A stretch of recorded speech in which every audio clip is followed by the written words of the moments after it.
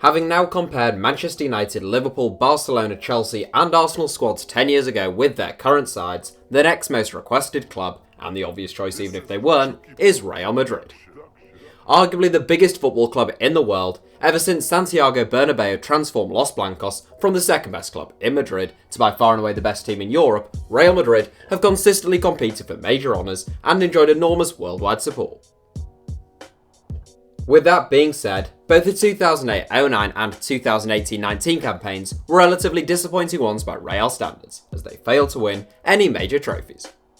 In 08-09, the season before Cristiano Ronaldo's arrival and the birth of a new era at the Bernabeu, the club finished 9 points behind Barcelona in La Liga, they went out in the round of 32, in the Copa del Rey, and the round of 16 in the Champions League under the stewardship of Bernd Schuster for the first half of the season and Juan de Ramos for the second half.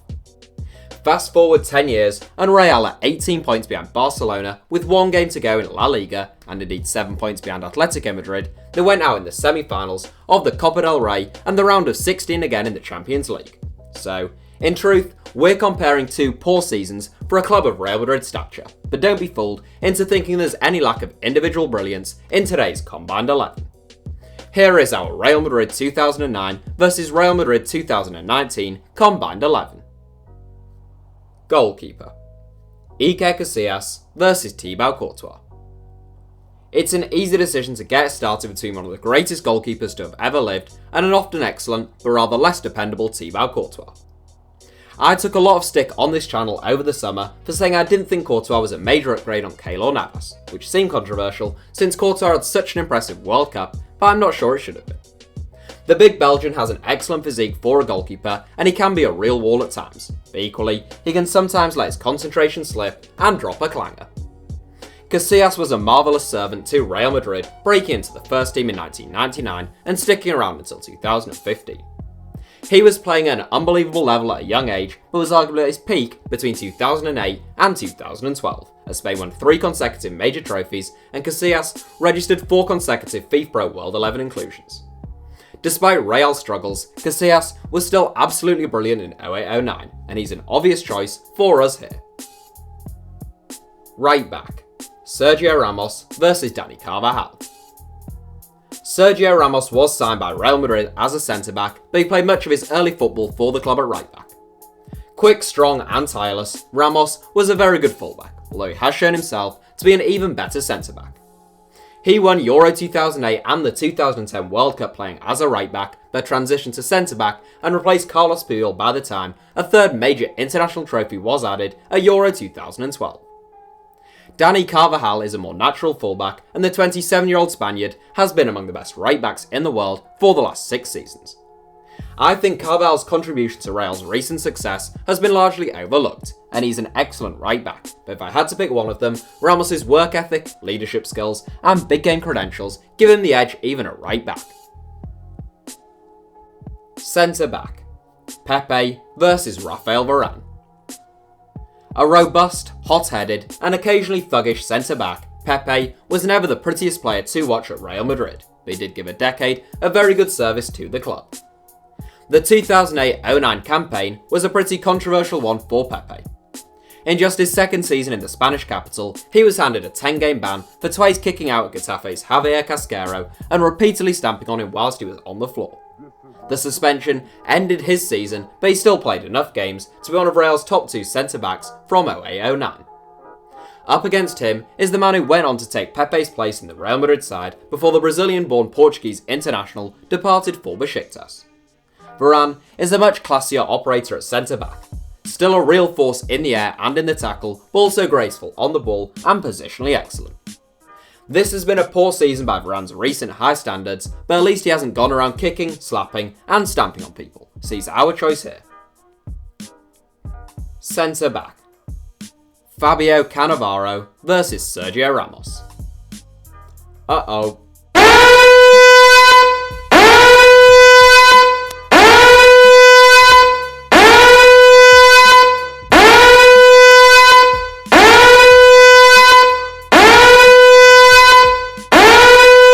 On the left side of our centre-back partnership, we have the choice of a chisel in the form of Fabio Cannavaro and a mallet in the shape of Sergio Ramos. Cannavaro is a class act with a first-rate understanding of the game, a real aura about him, and an awareness which meant his relative lack of height at 5 feet 9 inches was almost never a problem. He won the Ballon d'Or in 2006, but in the 2008-09 season, it was Cannavaro's last at Real Madrid, and by far his worst. Having earned rave reviews in his first 2 seasons at the Bernabeu, he looked to have lost that half a yard of pace at the age of 35 in 08-09, and it came as no surprise when Real sanctioned Cannavaro's return to Italy the following summer. Sergio Ramos, who is the only player in both the 08-09 and 18-19 most frequent 11s, is also in the autumn of his career now at the age of 33. Physically though, he shows few signs of deterioration. Love him or loathe him, and the latter is certainly an understandable opinion, he has been a titan at the back for Real Madrid during an outstanding era of success for the club, and he has so often raised his game for the biggest of occasions. Only Messi and Cristiano Ronaldo have made more FIFA Pro World 11 inclusions than Ramos, and although Cannavaro is my type of centre-back and still the better player at the apex of his career, Ramos has to be our choice here. Left back. Gabriel Heinze versus Marcelo. Like Sergio Ramos, Marcelo was a Real Madrid player back in the 2008-09 season, but he played fewer games than Gabriel Heinze at left back, so it isn't a question of Marcelo versus Marcelo here. Gabriel Heinze was a typically dogged and determined Argentine defender who could play at left back or centre back, and he joined Real, having previously been Manchester United's Player of the Year. As with Cannavaro, the 08-09 season was Heinze's last at Real, and he went on to win a league title in a third country with Marseille the following season. Marcelo is the obvious and right choice here though, and he has been an unbelievable servant to Real Madrid. He will surpass 500 appearances for Los Blancos next season, and the rampaging fullback is arguably the finest left back of his generation. The 2018-19 season has been Marcelo's worst for at least half a decade. You could say the same for just about every long-term Real player. He's our left back. Defensive midfield. Fernando Gago versus Casemiro. Things never quite worked out for Fernando Gago at Real Madrid, having arrived with a big reputation from Boca Juniors. I have to say, I always thought he was a great footballer to watch, so graceful, intelligent and accurate in the pass. The 2007-08 and 2008-09 seasons were the only campaigns in which he played regular football though, and the injury-prone Argentine international was perhaps more comfortable with a lifestyle and style of play in his native Argentina. Current Real defensive midfielder Casemiro is an altogether very different footballer. He is primarily a destroyer who sits in front of Real's back four, breaks up play, snuffs out attacks, and lays the ball off to his more gifted midfield cohorts. Although Gago is the more gifted footballer, there can be no comparison in terms of their importance and contribution at Real, and ultimately the levels they have reached in the game.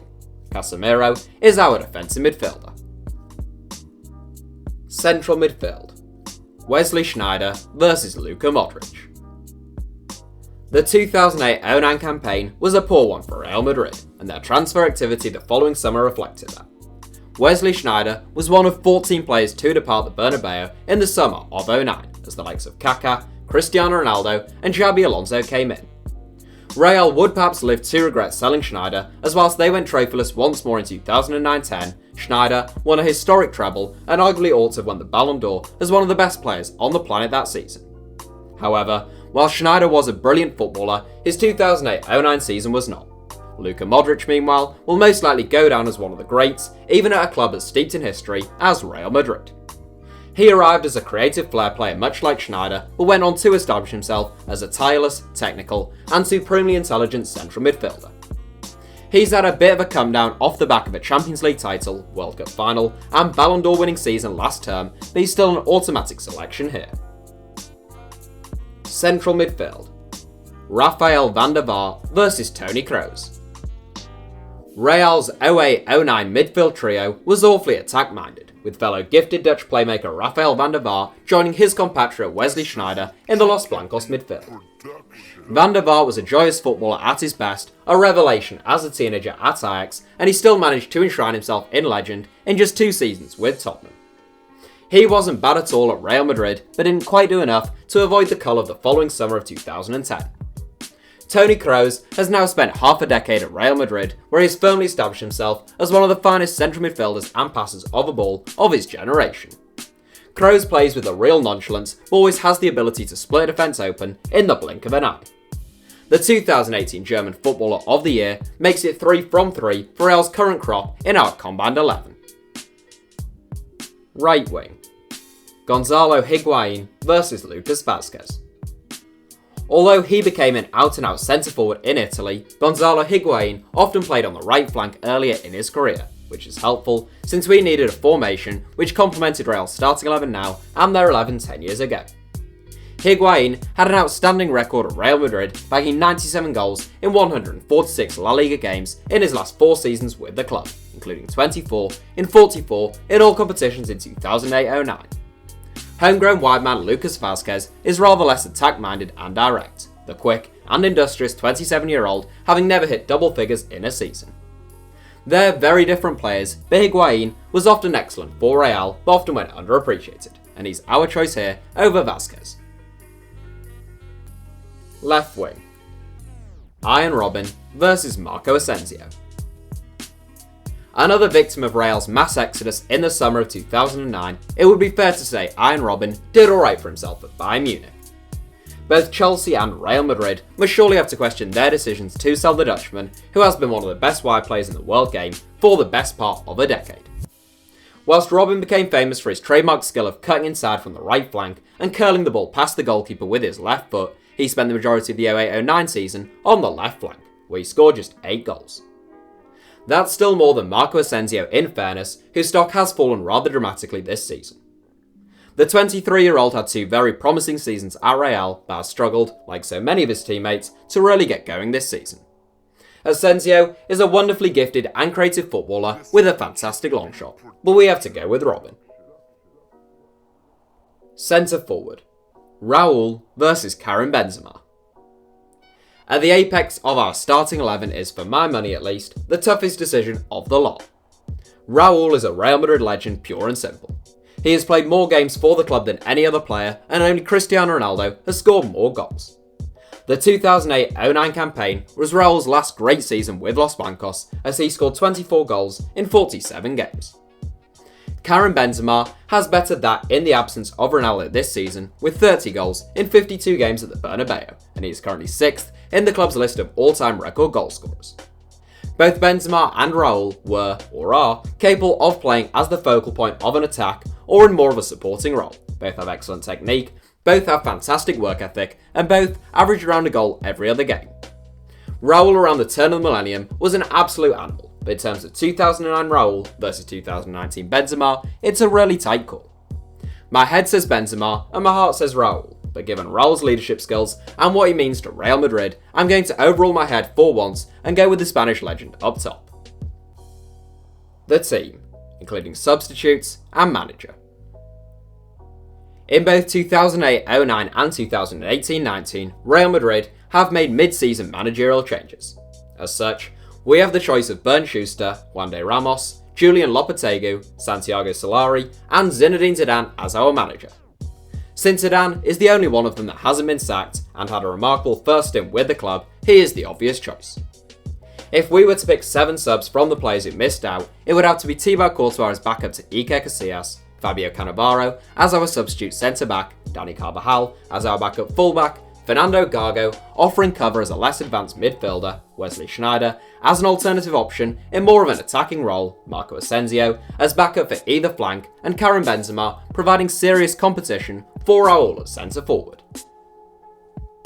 To recap, our Real Madrid 2009 versus Real Madrid 2019 Combined 11 reads like this: Iker Casillas, Sergio Ramos, Rafael Varane, Sergio Ramos, Marcelo, Casemiro, Luka Modric, Toni Kroos, Gonzalo Higuain, Arjen Robben, and Raul, with a bench of Thibaut Courtois, Fabio Cannavaro, Dani Carvajal, Fernando Gago, Wesley Sneijder, Marco Asensio, and Karim Benzema, all marshalled by Real legend Zinedine Zidane. With 2 Sergio Ramoses in that starting 11, it's a good thing Pepe didn't make the cut, since this side is likely to have the worst disciplinary record in the history of the game. Thanks for watching, give us a like if you enjoyed the video, let us know in the comments which teams you'd like to see covered next, and make sure to subscribe to HITC Sevens if you don't already and join the Sevens family.